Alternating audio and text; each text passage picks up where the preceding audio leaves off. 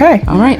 Would you rather spend your 20s building a family and your 40s rediscovering yourself, or would you enjoy your freedom in your 20s and start a family in your late 30s? Why does it have to be late 30s though?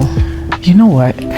I'm asking you, so let me wait for you. So no, some of these questions safe now. That's why it's supposed to throw you off. It's not supposed to be direct. Spend your 20s building a family, rediscover yourself in your 40s. I mean, when in your 20s though? Because I think that for women, 20s is a very, very crucial stage in your life where you don't necessarily need to spend it being a mom or doing anything, right? Yeah. Like maybe later in your 20s, that's fine. Maybe when you're like 26 and up, perhaps. But like those were early 20s, you know, you graduated from school at like, let's say 22 or 23, right? Like you're getting into the workforce, you're able to travel with your girlfriends, you have your own place, you're like enjoying your womanhood and femininity as a young woman, right? Before you now start going into like, you know, the mom mode when you're maybe in your later 20s, like I said, 26, 27, I think that's fine.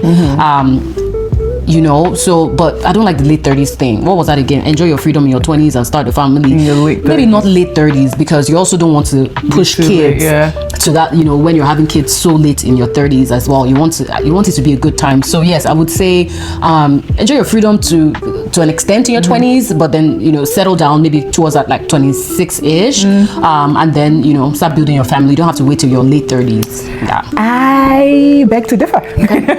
So we live in such a nice generation. I love it for us because science is everything. Right.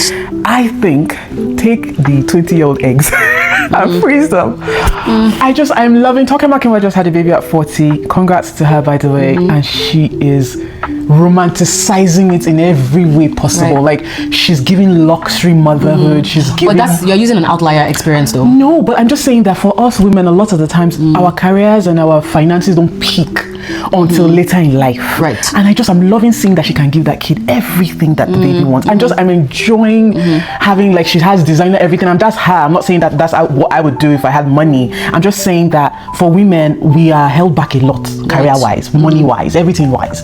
So go ahead and use your young age to go to all the school, hustle all the hustle, party if you need to party, and then have kids later. I don't agree with that, because the science is still, yes, you can freeze your kids, your eggs. Don't freeze your kids, though. You can freeze your eggs and things like that. But I feel like there's still